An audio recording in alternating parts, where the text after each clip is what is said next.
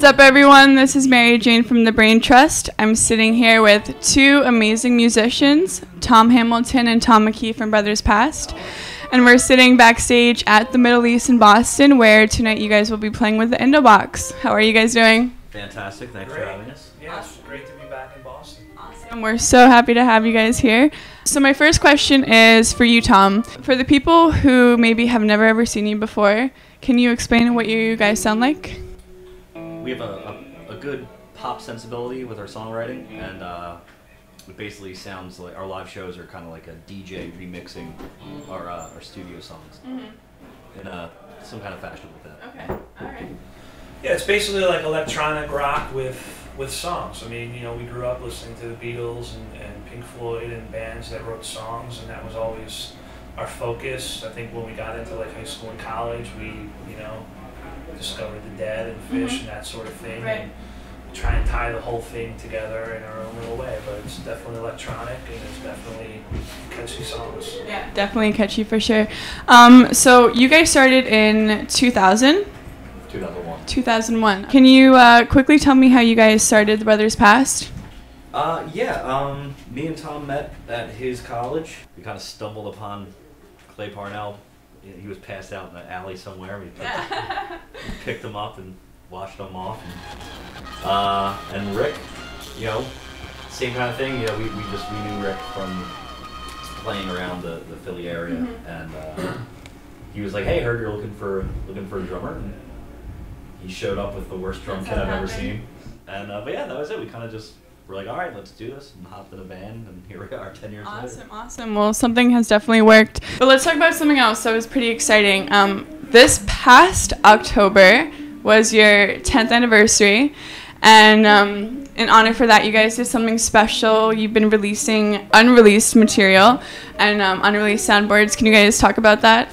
Yeah. So October of 2010 was the beginning of a year-long celebration for our 10-year anniversary, which is this coming October.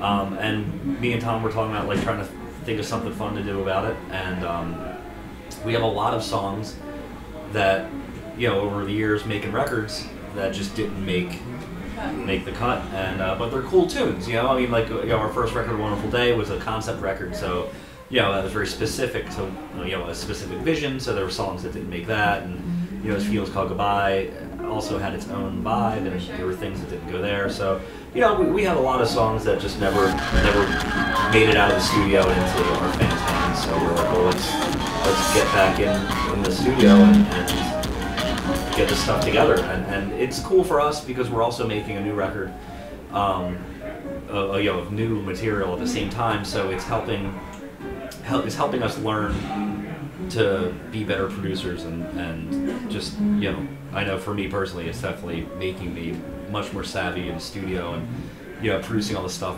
Awesome. You know, ourselves. So Yeah. it's cool, and it's a fun learning. Yeah. How many more songs will be released under the Everything Must Go? We have 5 volumes out. The 6th one comes out next week. We have a really great studio track coming out.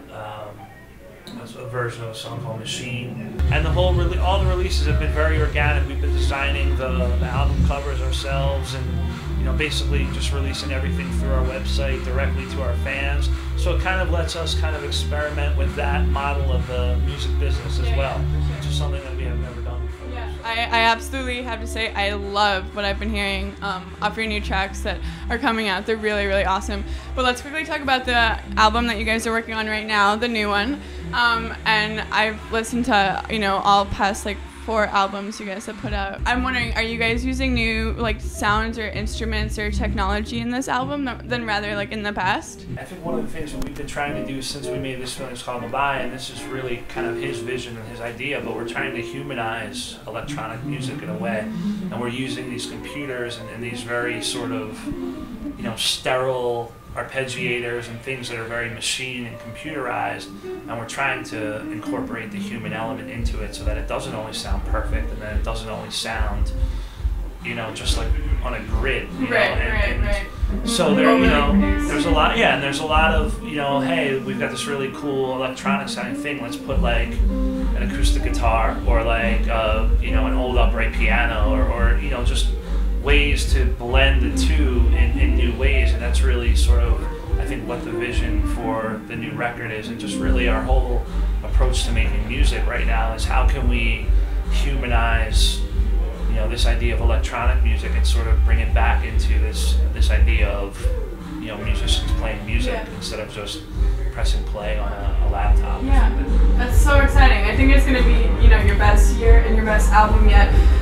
Any idea of when that will be released? So I would say, yeah, more than likely it'll probably be, you know, the box set ends in October, so it'll probably be sometime after that. For sure. I'm so excited to hear it, as well as everything else coming out on Everything Must Go. Okay, so last question. Where can we see you guys? You know, can you tell me about upcoming spring dates or summer dates? Yeah, we got a lot of stuff coming up. We're doing we're finishing this weekend run in the Northeast, obviously, and then at the end of March we're doing a show in our hometown at the TLA, which we're really excited about. We haven't played there since New Year's Eve 2009. We did a big show at Orchard Lounge there. We've done a bunch of big shows there over the course of our career. So that's the next big thing on our calendar in April. We have a Northeast run where we're going to be up in Northampton at Pearl Street. We're doing a show at Binghamton University. We're playing in Buffalo. We'll be in Connecticut. You know, just a bunch of stuff on the East Coast. We have some summer festivals already lined up. We're going to be out in Ohio for the Blast Off Festival in June. We're going to be at the Camp Barefoot Festival in August. We're still, you know, trying to finalize details and a bunch of other regional fests. But we'll probably, you know, by the end of the summer, we'll probably have 5 or 6 festivals lined up. And, you know, we're still, you know, like I said, we're trying to play, you know, anywhere from 5 to 10 times a month. We're still in the studio a lot, so we're kind of balancing a lot of things right now. But, you know, the goal is to get back out, you know, we're trying to get back out to Colorado, trying to get back out to the Midwest, trying to still, you know, be a nationally touring band without necessarily getting in the van and driving across the country for 6 weeks. So it's easier said than done, but, you know, we're going to do the best we can. You know, hopefully we'll be in a city near whoever's watching this right now very soon. You know? Awesome. Well, thank you so much for speaking with me, guys. You guys just got the scoop. Go to brotherspass.com, check it out. Again, I'm Mary Jane from the Brain Trust. Thank you guys for watching, and we'll see you next time.